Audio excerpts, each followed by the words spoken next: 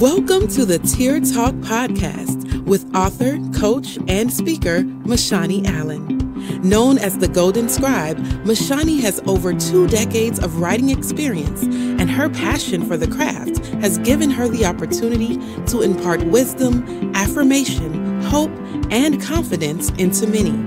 Let's listen now as MaShani delves into topics that have impacted her on her Tear Talk journey and helped her discover the power of the pen. Welcome, welcome, welcome, welcome, welcome. Welcome to the Tear Talk podcast. So glad to have you all join me on today. As I was thinking about the podcast for today, I was reminded of a song that I just thought was a beautiful song, especially the first time I heard it. I felt as though it expressed so much emotion. I felt as though it really expressed where many people are. I felt as though it was, for some people, a testimony of their life or where they were at the moment. And this song actually comes from the movie Dreamgirls, of which I know all the songs. I know all of the lyrics, but there's a song that Jennifer Hudson sings in the movie. She's known as Effie. And she sings this song talking about, I am changing. And it, to me, I think it's just very, very well written, and it was definitely very well sung. But she was talking about changing from the inside, like how she was trying to do better and the best that she can. And, you know, she was just becoming a better person all around, and she was changing. And I was thinking about that word changing, and I was thinking about everything that has happened over the past few years and even currently happening within the last few weeks for us. And the thing about it is, something is always changing. And change, I have found, is not something that's always embraced. It's not something that's always accepted. And it's not something that everyone knows how to handle or how to deal with. And when I talk about change, there's the change of things happening outside of you.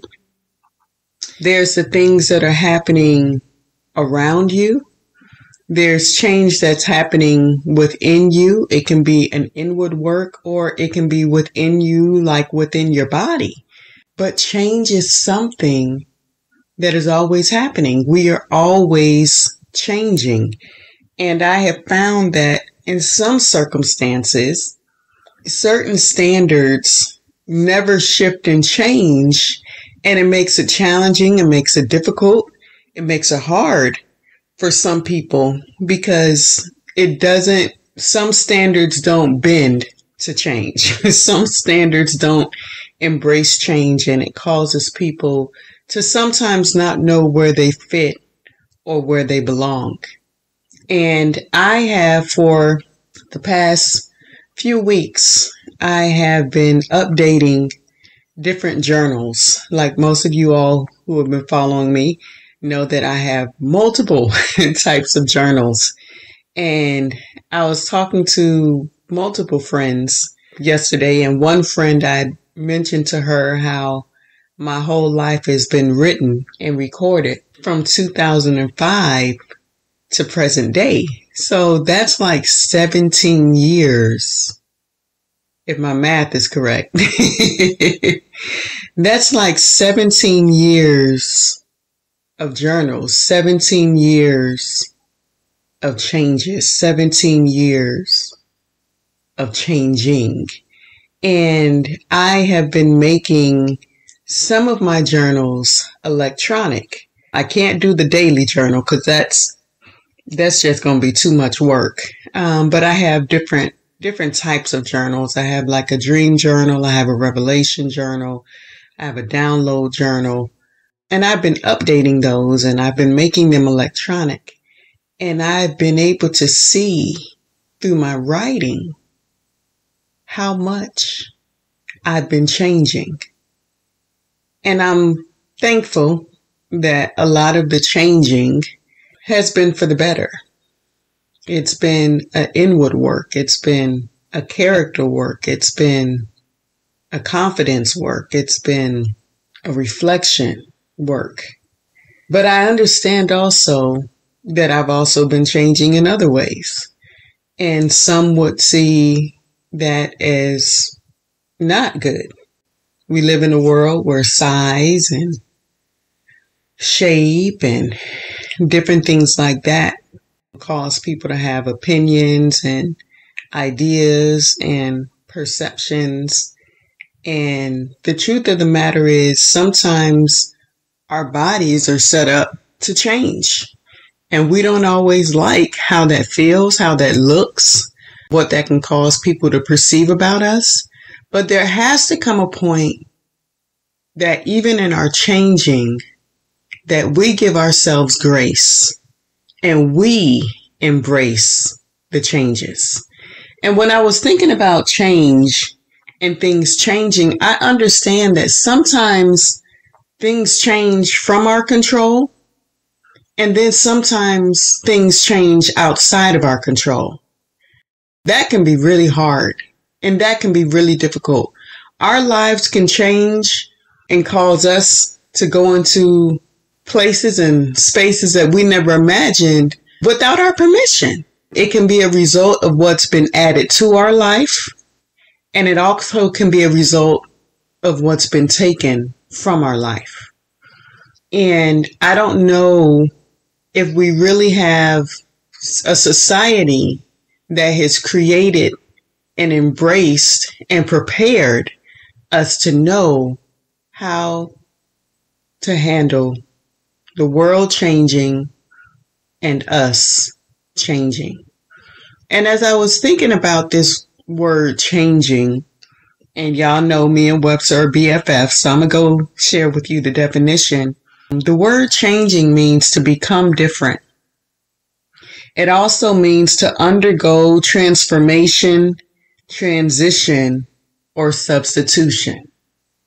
And this is the thing, we are required to change. When we don't, in different areas of our life, it can become a handicap. It can become a hindrance. And for example, when you have a baby, if that baby does not mature, if that baby does not gain weight, if that baby does not grow, that's a problem. So all change isn't bad. A lot of change is necessary. But when we don't embrace change, that can be a very hard place and a very limiting place and a very non-progressive place. And as I was thinking of this word changing, I thought of a verse that I would hear a lot of times when I would hear messages preached. And some of you may be familiar with it. And it's found in Philippians chapter 4. And I love the amplified version of this verse. It's Philippians chapter 4, verse 11.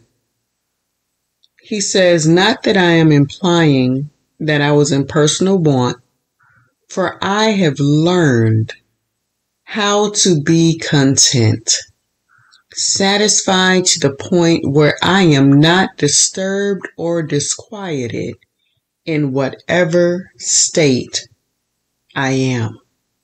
Oh my goodness. Oh, I think just hearing that may have helped some of us today. How we get to the point where we learn not to be disturbed or disquieted. And I believe that's on the inside of us.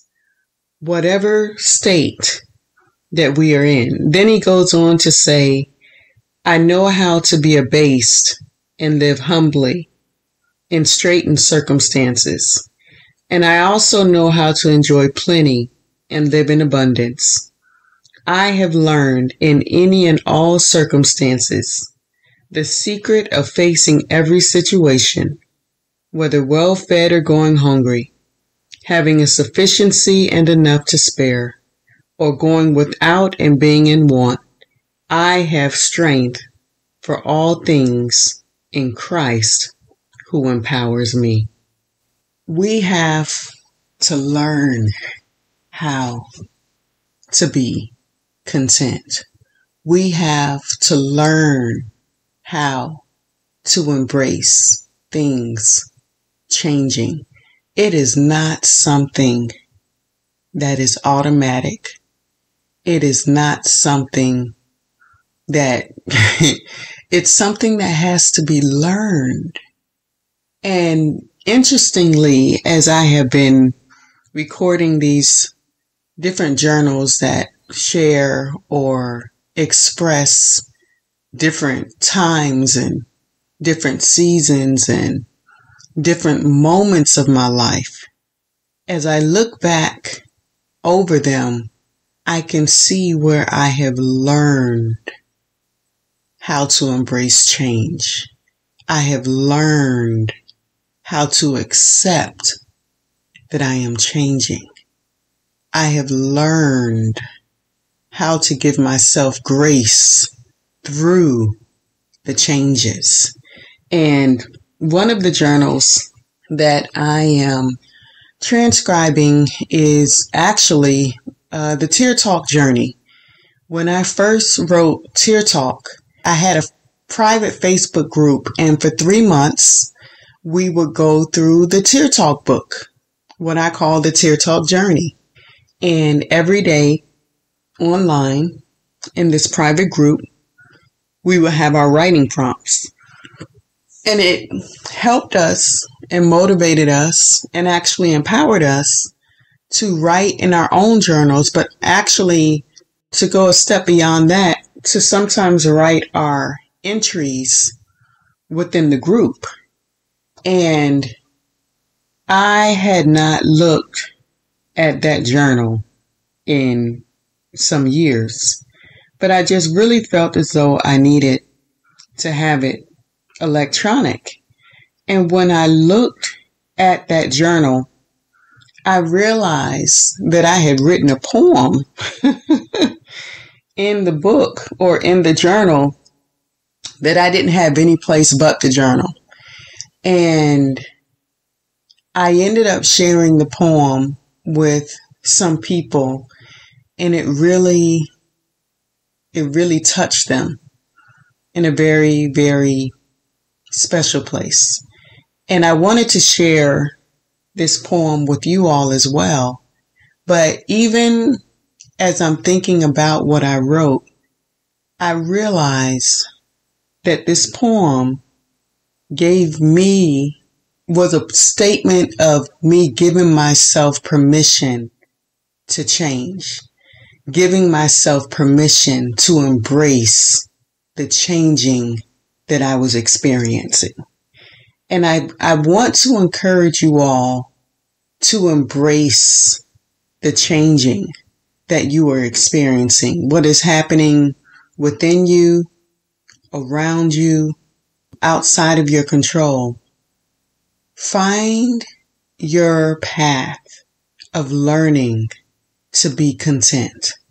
I can't say that the path is easy, and I can't say that the path won't bring challenges, but I can say that if you learn to embrace it, it can definitely be rewarding.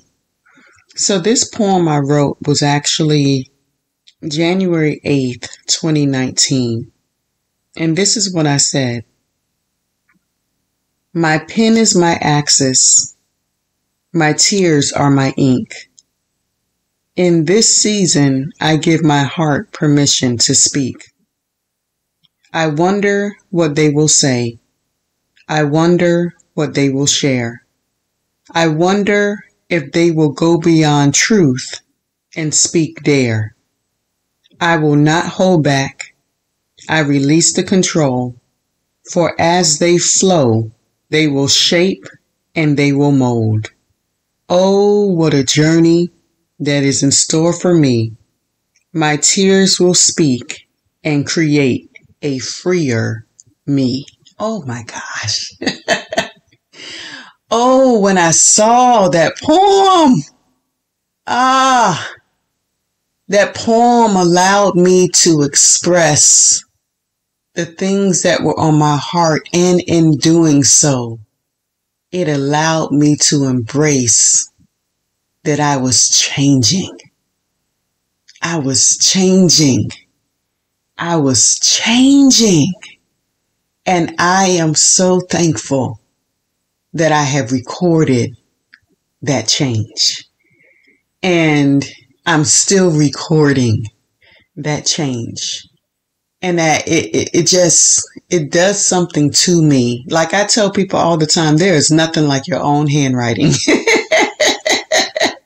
There is nothing like seeing things in your own handwriting. And as I'm going through the Tear Talk day 1, day 10, day 15, and I'm seeing what I wrote, what is that, 4 years ago now? 3 years ago now? I've definitely been changing for quite some time. And I'm loving the changes. There's definitely still more to do, but it is beautiful to see who I am becoming and who I have become. You know, I was watching a movie the other day, and it was an older version of a person who had connected with the younger version of themselves. And they were sharing about a circumstance and a situation. And because the older person was so far removed from the situation, and it came with so much pain and so much turmoil, their perspective of the situation was very limited. But the younger self, who was closer to the situation, was able to see aspects of that circumstance that the older hadn't considered or ignored because of the pain.